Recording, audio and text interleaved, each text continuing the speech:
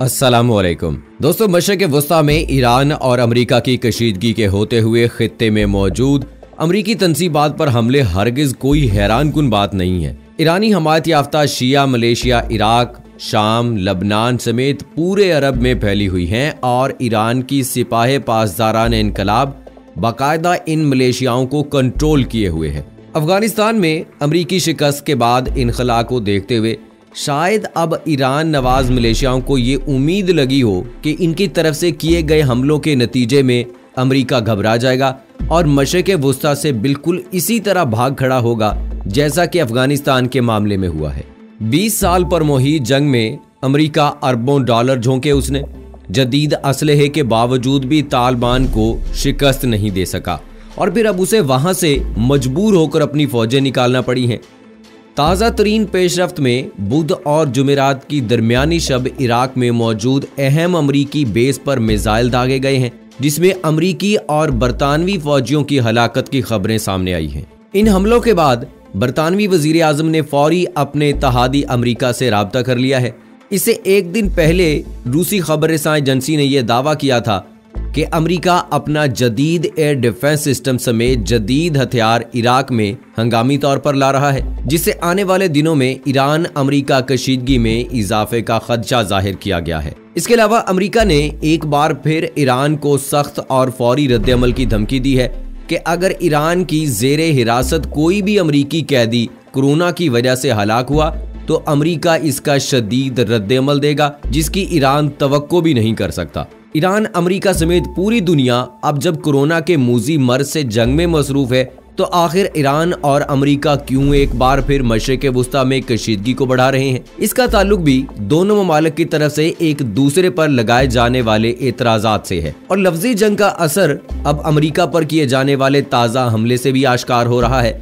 आज की वीडियो में इसी हवाले से दोस्तों बात करेंगे। दोस्तों, जानलेवा कोरोना के मामले पर एक दूसरे से दस्तों गिरेबान अमेरिका और ईरान अब मशरिक़ वस्ता में एक नई जंग के तराने पड़ने लगे हैं और अमेरिका के फौजी अड्डे पर गुज़श्ता शब 10 मिसाइल फायर किए गए हैं, जिसके बाद हालात कशीदा हो गए हैं। ईरान ने कहा है कि अमेरिका ने दावा किया है कि अद्वियात के शोबे में ईरान के खिलाफ पाबंदी नहीं लगाई है, हालांकि वो अमली तौर पर अद्वियात की मुंतकिली में रुकावट बन गया है। एक रिपोर्ट के मुताबिक इस्लामी जमहूरिया ईरान की वजारत खारजा के तर्जुमान सैयद अब्बास मूसवी ने कहा है कि अमेरिका इक़दामात धोखे के सिवा कुछ नहीं है। इसने बड़ी धूमधाम से स्विस मालियाती चैनल के नफाज का ऐलान किया, लेकिन अब वो मुख्तलिफ ममालिक में ईरान के माली वसाइल को इसी चैनल में मुंतकिल करने की इजाज़त नहीं दे रहा है। उन्होंने मजीद कहा कि जब तक अमेरिका अमली इक़दाम नहीं करता तब तक हम इनके बयानात को झूठ और धोखे के सिवा कुछ नहीं समझेंगे।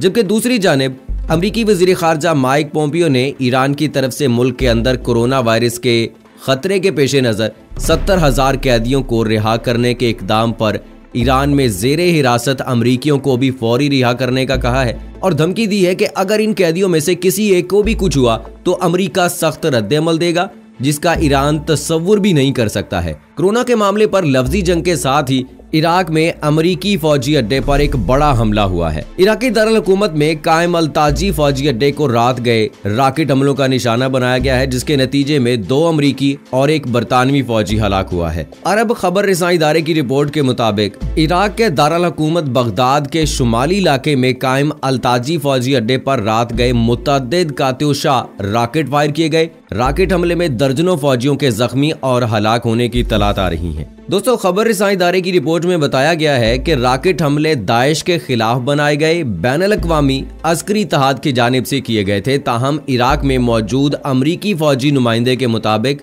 दाइश में ऐसे हमले करने की इस्तादाद ही नहीं है।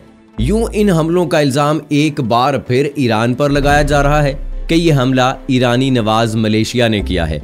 इराक में नेटो फोर्सेस के तर्जुमान ने कहा है कि 18 कात्यूशा रॉकेट अल-ताजी बेस कैंप पर फायर किए गए।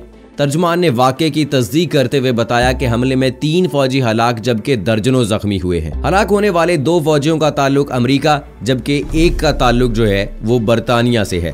ताहम नेटो तर्जुमान ने अभी तक जख्मी होने वाले फौजियों की शहरियत से मुताल्लिक कोई भी बयान जारी नहीं किया है। बरतानवी वजीर आजम बोरिस जॉनसन ने इराक में नेटो फौजी अड्डे पर होने वाले हमले की शदीद अल्फाज में मजम्मत की है, जबकि वजीर खारजा डोमिनिक राब ने अमरीकी सेक्रेटरी खारजा माइक पोम्पियो से राब्ता किया है। बरतानवी वजीर आजम का कहना था कि हम अपने इत्तेहादियों के साथ मिलकर हमले की तहकीकात करेंगे, किसने हमला किया और क्यों किया। जबकि इत्तेहादी फौज के तर्जुमान ने ट्विटर पर ऐलान किया है कि अल्ताजी फौजी कैंप पर 15 से ज्यादा छोटे मिसाइल गिरे हैं। ये रॉकेट 11 मार्च को इराकी मकामी वक्त के मुताबिक शाम 7:55 पर इत्तेहादी अफवाज की मेजबानी करने वाले फौजी अड्डे पर दागे गए। फिलहाल इन हमलों की किसी ग्रुप ने जिम्मेदारी जो है वो कबूल नहीं की है। 2 अमरीकी ओहदेदारों ने राइटर्स को बताया है कि इस हमले में इत्तेहादियों के करीब 1 दर्जन अरकान जख्मी हुए हैं। पिछले महीनों में इराकी फौजी अड्डों पर अमरीकी अफवाज के मुतअद्दिद अड्डों को बार बार रॉकेट हमलों का निशाना बनाया गया। माजी में अमरीका इराक में अपने फौजी अड्डों पर हमलों की जिम्मेदारी ईरानी हमायत याफ्ता मलेशियाओं पर आयद करता रहा है और ये कोई नई बात नहीं है। अमरीका की शुरू से ही ये प्लानिंग रही है कि मुसलमानों के साथ इसी तरह का रवैया अपनाया जाए, उनको मुख्तलिफ तरीकों से प्रेशराइज किया जाए। अब देखें, जैसे उन्होंने बात कही है कि अगर ईरान में कोई अमरीकी फौजी जो है वो कोरोना वायरस से हलाक होता है तो अमरीका ऐसा बदला लेगा कि जिसका ईरान तस्वुर भी नहीं कर सकता है। तो अब ये कैसी बेवकूफ़ाना बात है कि अगर कोई मूजी मर्ज में मुब्तला होता है, किसी वबा का शिकार होता है और इस दुनिया से चला जाता है, उसकी मौत वाक़ई हो जाती है, तो किसी मुल्क का उसमें कोई किरदार नहीं है। ईरानी जो है वो तो अपने मुल्क में कोरोना वायरस की वजह से खुद परेशान है। उनके 38 से 40 पार्लियामेंट के ऐसे मेंबरान हैं जो कि कोरोना वायरस का शिकार हैं। अब अगर ऐसे में किसी अमरीकी फौजी को कोरोना वायरस हो जाता है, वो उसका इंतकाल हो जाता है, उसकी डेथ हो जाती है, तो उसमें ईरान का कोई किरदार नहीं है। अमरीका को चाहिए कि वो सारी जगह अपनी टांगे ना फैलाए, लेकिन ये है ना कि वो आदत से मजबूर है, ऐसा किए बिना वो रह भी नहीं सकता। वो हर जगह घुसना चाहता है। अफगानिस्तान में घुसा, 20 साल के बाद मिन्नतें करके बाहर जा रहा है। इसी तरह से इराक और शाम में उसने पंगे लिए हैं, वहां पर भी उसकी यही हालत है। इसके अलावा उसने कोशिश जरूर की थी कि सऊदी अरब के अंदर भी अपने फौजी भिजवाए और वहां पे कुछ तादाद में अपने फौजी भिजवाने में वो कामयाब भी हो गया है। आपको याद होगा जब सऊदिया की आरामको कंपनी पर ऑयल तंसीबात पर हमला किया गया था, तो उसी आड़ में अमेरिका ने इल्जाम लगाया था ईरान पर, और जैसा कि हमेशा करता आया है, अब भी यही इल्जाम ईरान पर लगाया जा रहा है कि वहां के जो लोग हैं वो ये काम करते हैं। लेकिन एक बात अमेरिका को याद रखनी चाहिए कि अगर वो ईरान के साथ पंगा लेता है तो ईरान के निशाने पर है इसराइल, और इसराइल 1 मिनट में खत्म हो जाएगा। अमेरिका को ये बात याद होनी चाहिए कि उसका इत्तेहादी है इसराइल, और इसराइल के साथ मिलकर वो मुसलमानों पर जुल्म सितम कर रहा है। आप फलस्तीन को देख लीजिए, आप दूसरे मुस्लिम ममालिक को देख लीजिए। अमेरिका जो है वो इसराइल के साथ मिलकर तमाम मुसलमानों पर मुजालिम ढा रहा है। शाम हो, इराक हो, कोई भी मुल्क हो, सारी जगह पर उसने अपनी जो धाक बिठाने की कोशिश की है।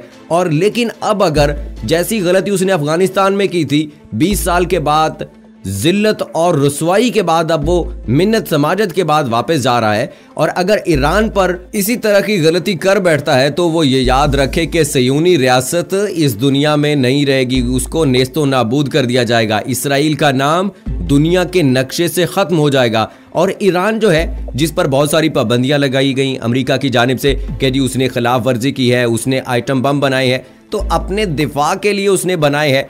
तुम कौन होते उनको प्रेशराइज करने वाले? हम मुसलमान मुत्तहिद ना होने की वजह से मार खाते हैं। वो सऊदी अरब हो, वो पाकिस्तान हो, वो ईरान हो, वो अफगानिस्तान हो, वो इराक हो, और कोई भी मुल्क हो, फलस्तीन को ले लीजिए आप, सब जगह पे मुसलमानों के मुत्तहिद ना होने की वजह से ये सारे मसाइल दरपेश हैं। आज अगर भारत की हम बात करें, भारत में रहने वाले मुसलमानों को मुश्किलात का सामना है तो मुत्तहिद ना होने की वजह से है। अगर मुसलमान तमाम ममालिक जितने भी हैं वो सारे मुत्तहिद हो जाएं तो ये कुफार जो हैं ये चंद एक लोग हैं, ये किसी का नाम नहीं ले सकेंगे। अल्हम्दुलिल्लाह मुसलमान तो दुनिया के कोने कोने में फैला हुआ है। ये मुसलमानों को ख़त्म करना चाहते हैं, ऐसा मुमकिन ही नहीं है। मुसलमान कभी ख़त्म नहीं होगा इंशाअल्लाह। लेकिन ये जो कुफार हैं, और ये जैसे भारत में हिंदू इंतहा पसंदी हो रही है। हिंदू ये चाहता है कि हिंदुस्तान का नाम हिंदुओं के नाम पर है और वहां पे सिर्फ हिंदू होने चाहिए, तो ये मुमकिन ही नहीं है। ये बात याद रखिएगा, अगर मुसलमानों ने धावा बोला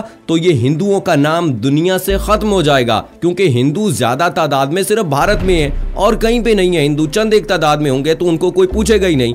तो इसलिए अगर भारत ऐसी गलती करता है और मुसलमान मुत्तहिद होकर उसका सामना करते हैं तो हिंदुओं का नाम भी इस दुनिया से मिट जाएगा। सो दोस्तों, इस हवाले से आपका क्या कहना है? अपनी राय का इजहार कमेंट बॉक्स में जरूर कीजिएगा। मुझे अगली वीडियो तक इजाजत दीजिए। फी अमानिल्लाह।